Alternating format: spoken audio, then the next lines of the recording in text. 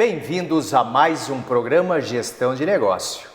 Nós estamos hoje gravando em Paranavaí, nessa belíssima cidade, numa das unidades que é considerada e de fato é uma das mais bonitas da Unipar, a unidade aqui de Paranavaí. E temos uma convidada muito especial. Você já ouviu falar dos novos unicórnios, de startups, das fintechs, do empreendedorismo e desse empreendedorismo que está fazendo milionários, bilionários? Então vamos conversar com a professora, que é professora justamente de empreendedorismo da Universidade Paranaense, trabalha na Unipar desde 2004, de 2014 para cá ingressou também na educação à distância, é graduada em administração pela Unespar, aqui de Paranavaí, especialista e mestre na área de administração pela Fundação Pedro Leopoldo de Minas Gerais. Então, continue conosco para conhecer um pouquinho a história dos unicórnios.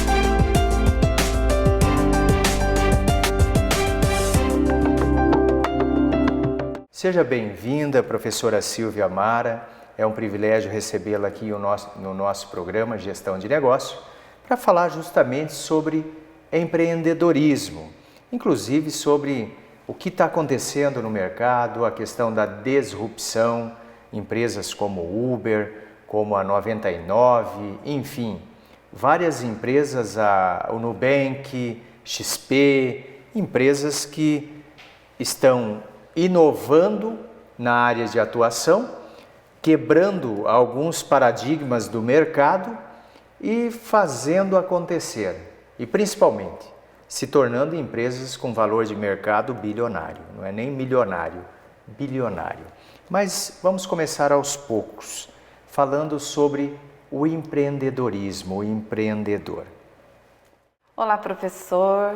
Muito obrigada pela oportunidade. É sempre bom falar sobre o que nós gostamos de falar e de fazer, e é um tema, pode-se falar que ele está em moda, mas já é algo que vem há um determinado tempo aí nos fazendo pensar e repensar os processos de trabalhar em uma empresa ou ter a nossa empresa, buscar de alguma forma autonomia e empregar todo o conhecimento que nós adquirimos então no nosso espaço da universidade, no ambiente universitário, e que é um ambiente totalmente favorável ao desenvolvimento do empreendedorismo e de características empreendedoras de quem está num processo de aquisição de conhecimento. Tem algumas coisas, professor, com relação ao empreendedorismo que às vezes as pessoas dizem: nossa, mas para empreender a pessoa tem que ter um trejeito, ela já tem que nascer, ela tem aquele jeitinho de empreendedor.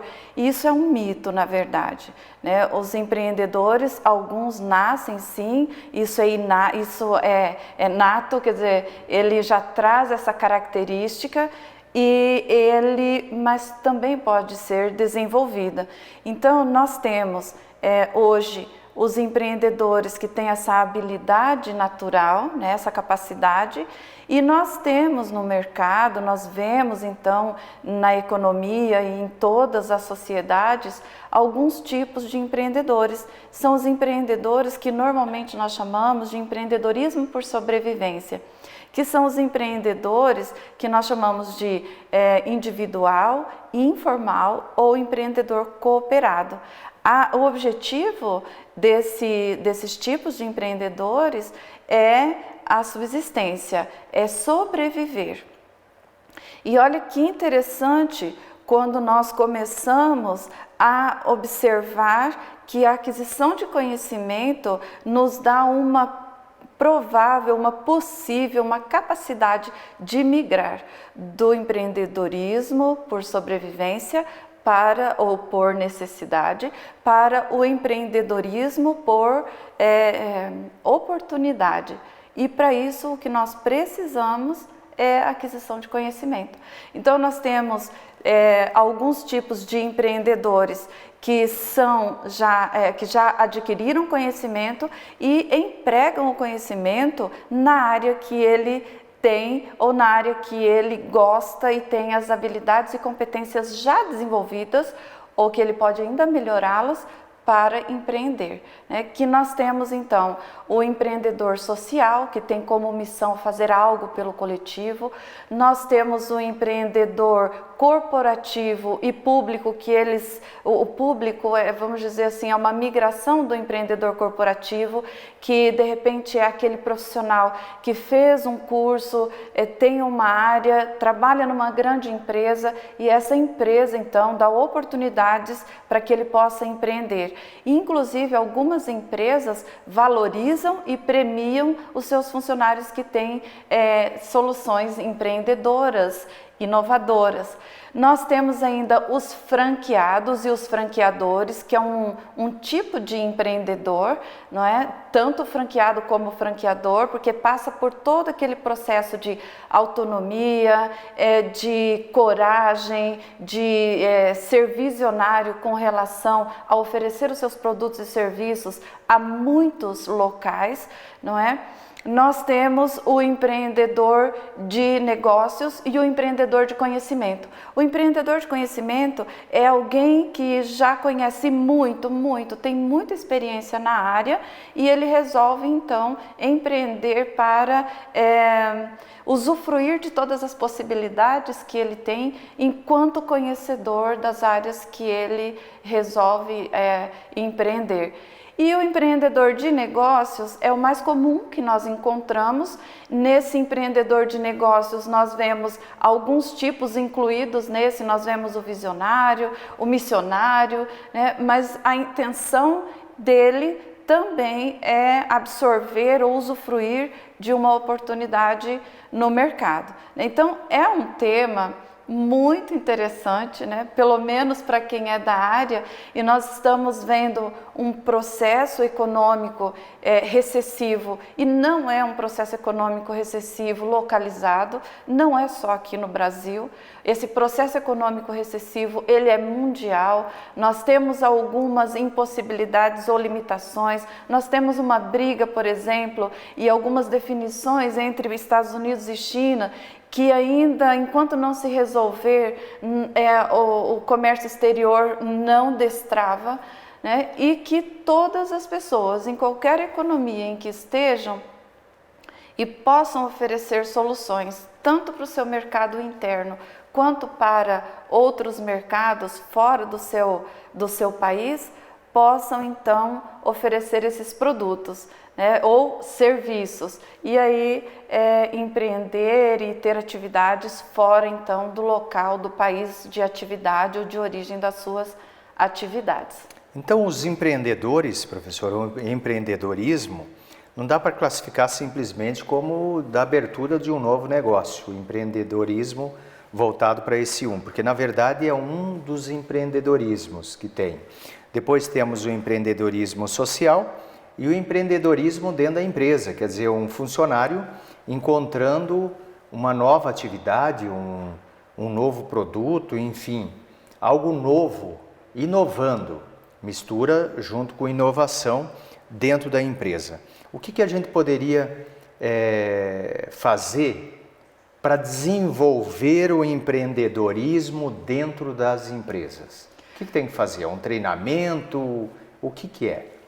Bom, muitas vezes, como o senhor acaba de mencionar, inovar, né? Ainda existem alguns mitos ou alguns paradigmas que precisam ser quebrados com relação à inovação. A geração mais jovem acredita que inovação está ligada à tecnologia e efetivamente não o é. Então, inovação é transformação Pode acontecer por meio da tecnologia, que nós temos aí um processo gigante acontecendo com a utilização da tecnologia, e também pode acontecer apenas por meio de processos, novas formas de distribuir os serviços, novas formas de atendimento, isso no ambiente interno da organização. Então, o empreendedor corporativo, ele precisa, normalmente ele tem criatividade, a empresa precisa incentivar esse empreendedorismo, acatar ideias e possibilidades, fazer análises, né? Então, é sempre trabalhando com informações, mas no sentido de incentivar e motivar as pessoas que estejam ali na organização e que gostam de estar naquela organização,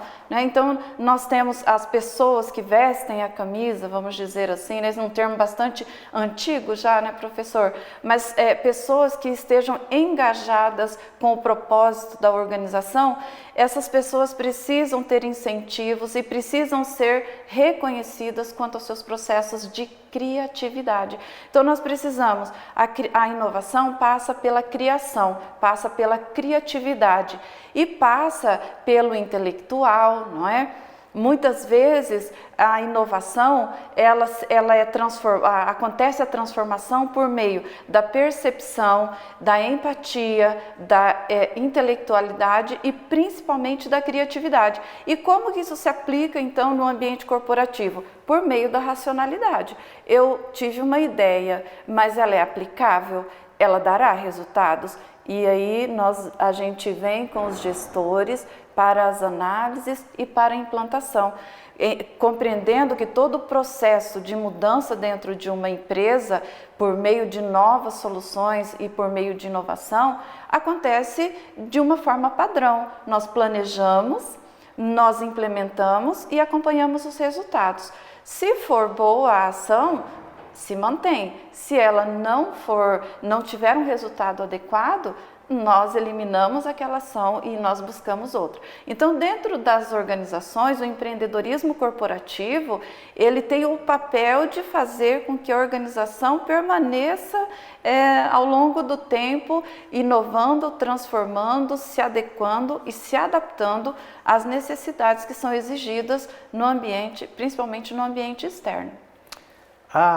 Inclusive, estatísticas mostrando isso, que somos um país empreendedor, mas grande parte, se não a maioria, aliás, a maioria dos empreendimentos que são criados em função de da necessidade.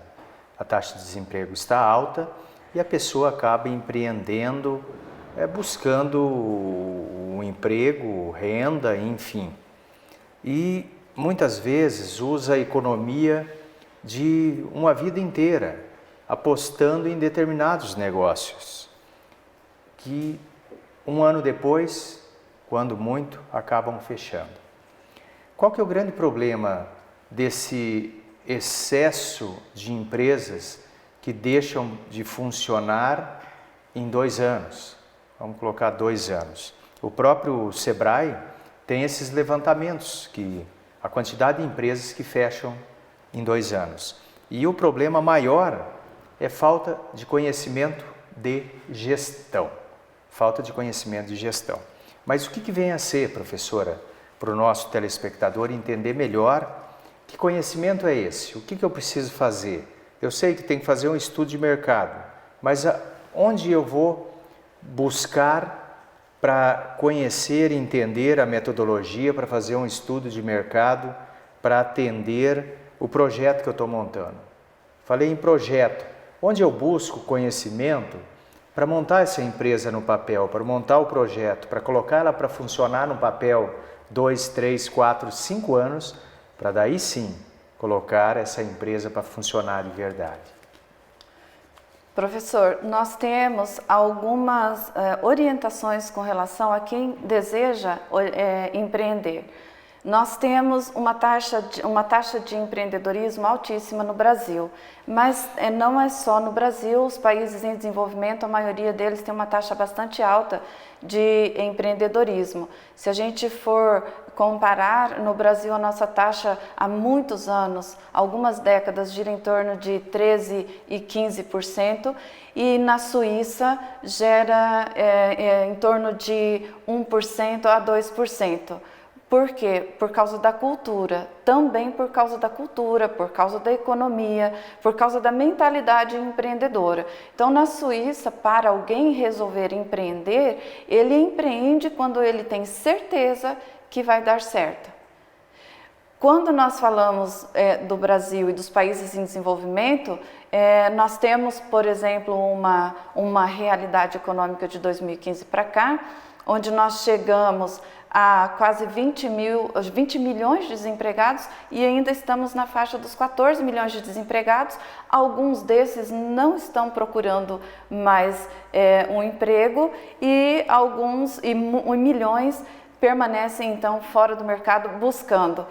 Quando ele não encontra essa solução da vaga formal de emprego, ele empreende, mas ele não se dá ou não existe o tempo de preparação. Então, às vezes ele tem muito tempo, muitos anos de experiência em um tipo de empresa, produzindo um produto, mas ele não conhece a dinâmica do mercado. Ele não sabe. Quando entra nessa questão de dinâmica do mercado, aí vem o questionamento, atrapalhando inclusive a resposta aos dois questionamentos. Sim. Como estudar isso? Aonde eu busco essas informações? Para não errar como os outros erram. Mas se você ficou curioso, continue conosco, que no próximo bloco continuaremos os questionamentos aqui com a professora Silvia, para entender melhor essa questão de como empreender, onde buscar informações, o que fazer para não entrar nessas estatísticas de empreendimentos que deram errados.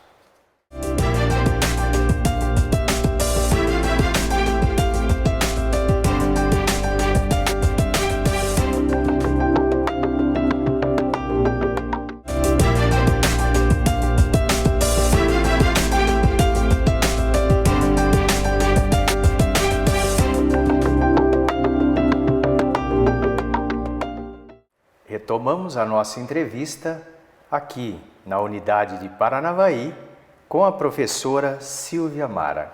Professora, conversávamos da busca de conhecimento para montar, ou melhor, para empreender. Onde eu busco isso? E o que eu tenho que fazer? Existe um passo a passo? Tem uma metodologia antes de você resolver abrir uma empresa de fato? Tem algumas orientações, professor, que nós podemos deixar para quem deseja empreender, sair do seu trabalho e resolver trabalhar de forma autônoma, ter independência, depende muito também do seu objetivo. Mas primeiro é ter conhecimento, Você não tem mais um emprego, você sai do emprego e resolve empreender, mesmo que sejam cursos muito rápidos que nós temos hoje no mercado, é preciso você buscar. Então, não dá para fazer um curso, uma graduação que lhe mostre todo o caminho, principalmente uma graduação na área de gestão. O que é importante também dizer que o empreendedorismo ele é bastante genérico, porque todas as atividades, todas as profissões, todos os segmentos podem empreender, Todos os acadêmicos de todas as áreas podem ser empreendedores. Então, se você não tem o tempo para buscar uma graduação, busque cursos rápidos. É preciso ter conhecimento, é preciso compreender o mercado, é preciso conhecer as tendências, o tamanho do seu mercado, Não adianta a gente montar uma empresa, oferecer um produto ou serviço, se você tem um mercado pequeno e que ele vai demorar muito para consumir. É preciso que a empresa ou que o empreendedor entenda a dinâmica da compra, da venda, dos ciclos, e existem cursos bastante rápidos Existem cursos livres que estão disponíveis nas páginas, no site, por exemplo, das universidades, que são conhecimentos que nos fazem refletir e muitas vezes indicam qual é o próximo conhecimento que nós precisamos. Mas uma dica muito interessante com relação a eu desejo empreender é: tenha uma reserva financeira. Nós trabalhamos numa economia, nós estamos numa economia, a economia brasileira, que tem a maior taxa de juros do planeta. E isso já tem muitas décadas. Então, empreender é caro, e é caro não pelo sentido de que eu preciso investir muito, milhões. É caro no processo de manutenção. Os nossos impostos são muito caros. E o índice de falência, ele vem muito forte. Por exemplo, 96,5% das empresas, das falências, são micro e pequenas empresas. Claro, a maioria das empresas nascem pequeninas. Quando elas começam a crescer, que vai entrando no status de pequena empresa, nós temos a MEI, então hoje nós temos, só para nos localizarmos quanto à classificação das empresas, nós temos o microempreendedor individual, que ele pode, ele e mais um funcionário, se não me engano agora são 2 funcionários, a pequena empresa, a ME, que é até 10 funcionários, a pequena empresa que é até 20, a média empresa aqui no Brasil que é até 80, entre 80 e 100, se não me engano, e acima de 100, que é a grande empresa aqui no Brasil. Em outras economias, a grande empresa é considerada acima de 500 funcionários. Então, esse contingente de falências, ele vai afetar a maior quantidade que existe no mercado. E um dos problemas da falência é a falta de planejamento. Então, é preciso ter conhecimento de gestão do mercado, é preciso ter uma reserva financeira, porque senão ele vai depender completamente do sistema financeiro e os juros são caros. É preciso conversar com pessoas que já empreenderam para sentir se é isso que ele mesmo que ele quer, que ele precisa. Não é? E é preciso estudar sempre, ter um padrão de continuidade. Ele precisa compreender que ele precisa inovar e renovar os conhecimentos de tempos em tempos, senão ele acaba saindo do mercado, porque o mercado hoje é muito rápido e exige um nível de adaptação muito rápido. Então, aí ele consegue se adaptar, então, às exigências do mercado. Com relação ao nível de falência, nós temos a falta de planejamento como o maior índice de causas de falência nas organizações ou de pequenas empresas. E também esse índice não é um índice brasileiro. Se nós buscarmos o índice dos Estados Unidos, é o mesmo.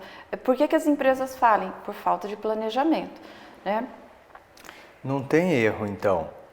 Se resolver empreender, em primeiro lugar, entender do negócio. Porque muitos, o que fazem? É interessante, eles pegam uma coisa, mistura com um troço e quer montar um negócio. Ele não sabe, às vezes ele gosta de um determinado produto ou de um determinado serviço e acha que todo mundo gosta. E não é por achismo que funciona. E na verdade, boa parte desses fechamentos, se não a maioria, é justamente por isso, por não entender do negócio. Não faz um estudo de mercado adequado, não verifica com isso o público-alvo, não faz um planejamento, não monta no papel a empresa, o projeto de negócio, o projeto de viabilidade econômica e financeira desse negócio que ele pretende montar. E se aventura montando. Então, é uma das grandes falhas. Mas tem instrumentos na caixa de ferramenta da gestão do administrador, tem ferramentas voltadas a auxiliar o empreendedor? Nós temos sim, tem muitas ferramentas, tem uma ferramenta bastante atual que é, por exemplo, um dos instrumentos que as empresas que estão buscando aporte financeiro, ou seja, investidores, utilizam para as rodadas de negócios, que é o Canvas, né, que é o modelo Canvas, para que você possa, então, desenvolver o modelo do seu negócio, como que o seu negócio irá funcionar, entendendo quem é o segmento, como você vai se comunicar com ele, o que você vai oferecer para ele, quais são os seus parceiros estratégicos, qual é a estrutura de custos e quais são as entradas, como que você vai receber, como são as entradas da sua empresa, né? O Canvas, ele dá uma visão geral do negócio. Ele é um documento que é mais rápido de ser feito, de ser elaborado, mas você pode ficar ali pensando ele, até você de fato sair do modelo, do projeto, de todo esse pensamento abstrato de papel e buscar as ações para que a empresa definitivamente aconteça. Então pode ser uma empresa na área de tecnologia, e aí você vai identificar quem são os parceiros, como você vai trabalhar, que plataforma você vai trabalhar, quanto que isso vai custar. Pode ser um aplicativo, pode ser um site de vendas e pode ser uma empresa física, né, onde você vai buscar então todos os recursos. Nas rodadas de negócios é utilizado bastante o Canvas, porque é rápido e os investidores já têm um olhar bastante treinado. Se é uma empresa que tem um processo de escala de crescimento, se ela oferece uma solução, se ela tem, por exemplo, aspectos de startup, se ela oferece uma solução que seja escalável e seja repetível, né? Então, o que é startup? São essas empresas que nós ouvimos falar tanto agora e que ela tem essas características. Ela tem escala de crescimento pela própria solução que ela oferece e se ela é repetível. Ser repetível facilita a escala. Por quê? Porque se eu tenho 100 compradores aqui em Paranavaí, quando eu abro o processo geográfico, o espaço, e coloco o estado do Paraná, eu terei 10 mil, eu não preciso então ficar customizando ou modificando esse produto para atender meus novos 10 mil, ou seja, 100 ou 10 clientes. Então, a startup, ela tem um produto que é facilmente repetível, vendido para quem quiser comprá-lo ou consumi-lo, e isso me dá então esse ganho em escala.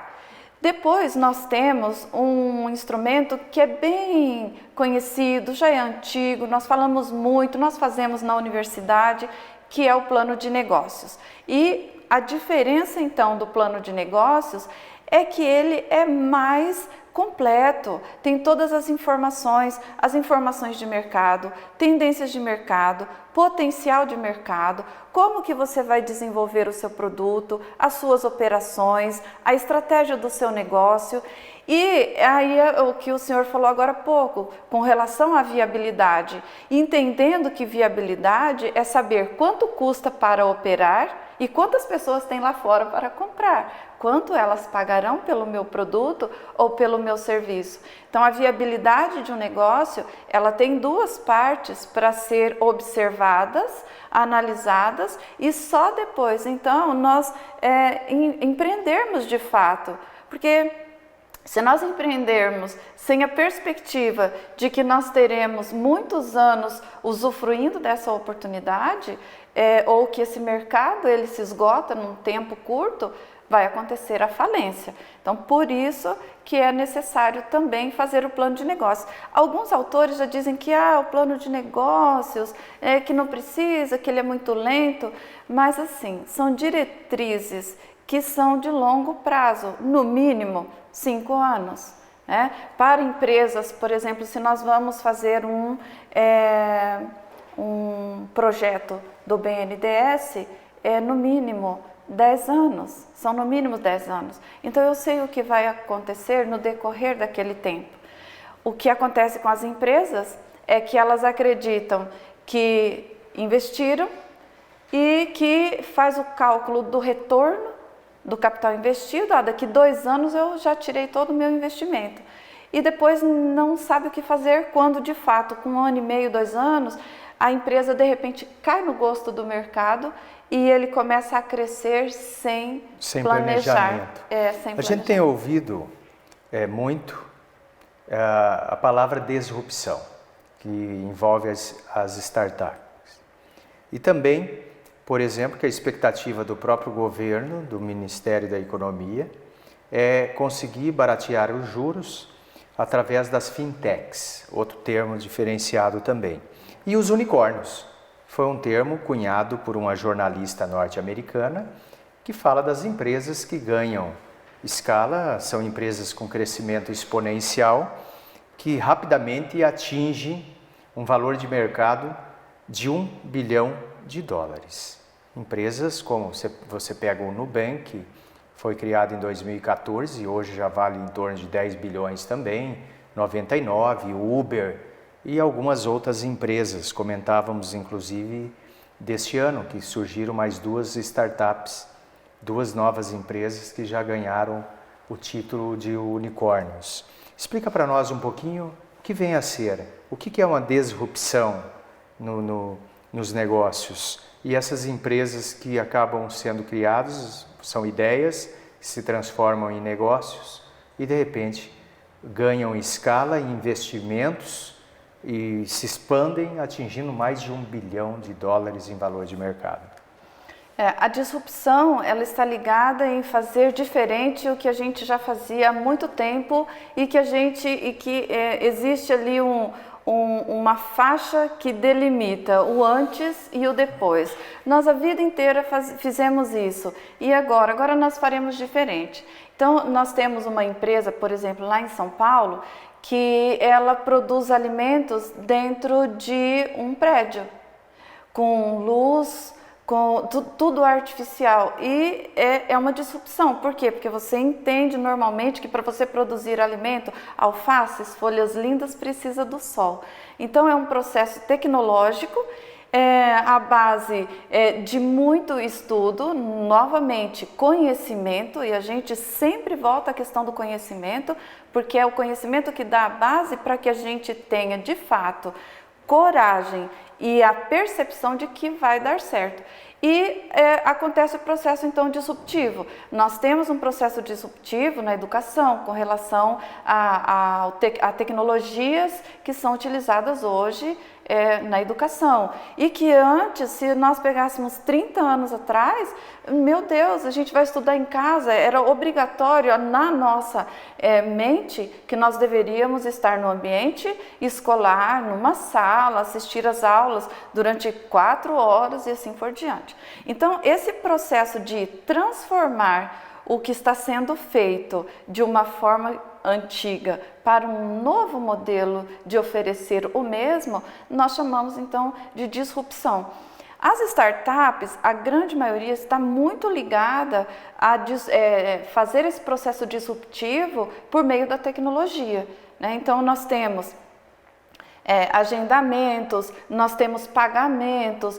A PagSeguro, por exemplo, ela é considerada, alguns autores, alguns escritores consideram como uma das nossas unicórnios, mas outros dizem que não é porque ela abriu capital, né, abriu venda de ações na Bolsa de Nova York. Então tem uns que dizem assim, não, aqui no Brasil nós temos 7 unicórnios, e outros dizem nós temos 10, por causa dessas que abriram capital na Bolsa de Ações lá em Nova York, que são 3, agora não me recordo, o PagSeguro é uma delas.